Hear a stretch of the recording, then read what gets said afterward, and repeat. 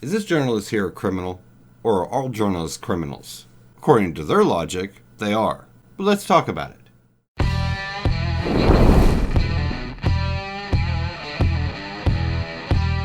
You know, I'd really planned on covering something else this week. Something like Elden Ring, Amazon's New World MMO, or roasting the new Switch OLED. But I came across an article on Kotaku, you know, the gaming news rag, that I thought required some discussion. And this video is probably the most likely to get me in trouble. But so be it. But if you go on to enjoy the video, don't forget to like and subscribe for future Axial GT content.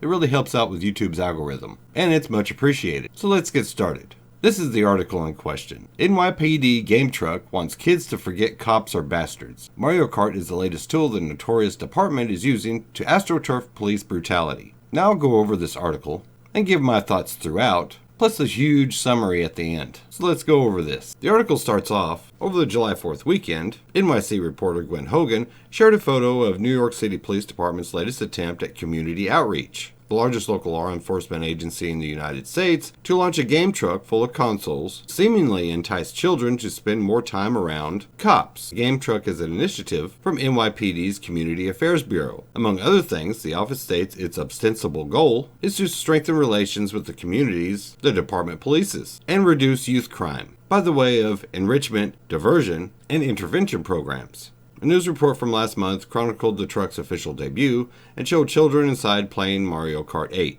Now you see, I think this is a good thing. Community outreach is always good, especially since most police departments around the country, recently, have been getting a bad rap. But moving on, the truck's exterior makes its intentions very obvious. Even with its two shutters open, it's easy to make out bits and pieces of Marvel superheroes like Black Widow, Hulk, Wolverine, Thor, Rogue, and Iron Man alongside a very bright, kid-friendly NYPD game truck logo. Some have pointed out the possibility of the massive Disney-owned entertainment company being put off by the use of its characters by cops, but I'm guessing it's probably okay with that association. Kotaku reached out to NYPD's Community Affairs Bureau about the game truck and didn't hear back before publishing. Oh yes, I'm very sure they tried to contact the Affairs Bureau, probably like 2 minutes before publishing, but given how I feel and think of Kotaku's history, that's probably true, but that's my opinion. You'll notice the Community Affairs Bureau page doesn't say anything about the efforts to reduce NYPD's contributions to the country's overwhelming number of police shootings. He makes it seem like it's the Wild West in New York City. Okay, let's continue. Which would probably go a lot further than some cookouts in video games. According to Police Scorecard, a third-party database that analyzes the conduct of law enforcement across the country, the NYPD is among the worst police departments for officers' accountability, despite being one of the most well-funded in the United States. Okay, now remember that. NYPD's contribution to police doing bad things, and a biased third-party recording of data. Remember that. That's not to mention the NYPD's offenses against kids, specifically, in and out of uniform. Another point you really need to remember.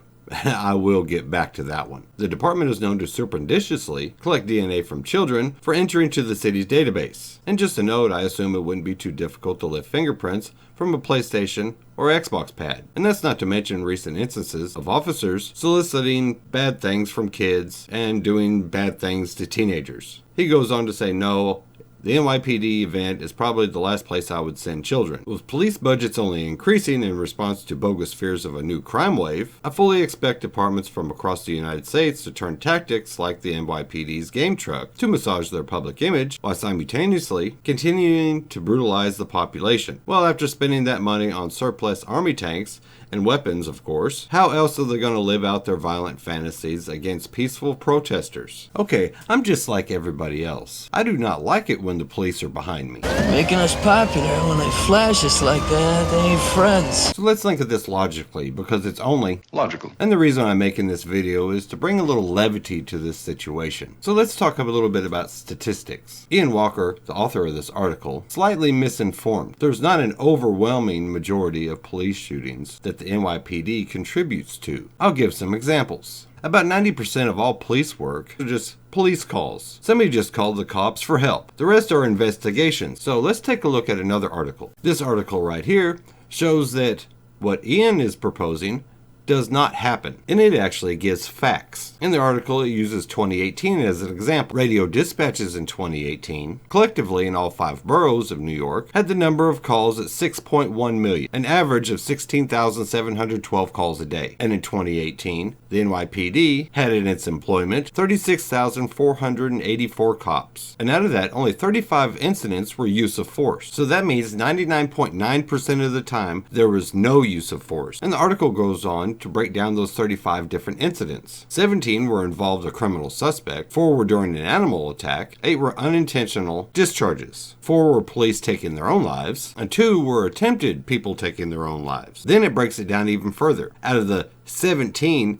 adversarial incidents, there were 15 people did have something bad happen to them by a police officer, and only 5 lost their life, which again means 99% of the time the police arrested someone without doing anything bad, even though the people they were arresting were armed. Now don't get me wrong, if there is an issue, yes, people need to be held accountable, but we also gotta have some law and order. And some people need to remember, stop breaking the law, asshole! So back to the article of Ian Walker. 0.1% of the time, if something, let's say, bad happens, all of NYPD should be judged for that action. That is his logic. You really have to love the World Wide Web, because you can find anything. So using his logic, let's look at journalists. Here you go, you have Vlado Tedeschi, the serial killer journalist who reported on his own crimes. This journalist was sentenced to 18 months in prison after pleading guilty to this heinous crime. Here's some more scum of the earth, and another one, and another scumbag individual. So using Ian's logic, that means that all journalists are guilty of all these crimes, correct? No, that's not how it works.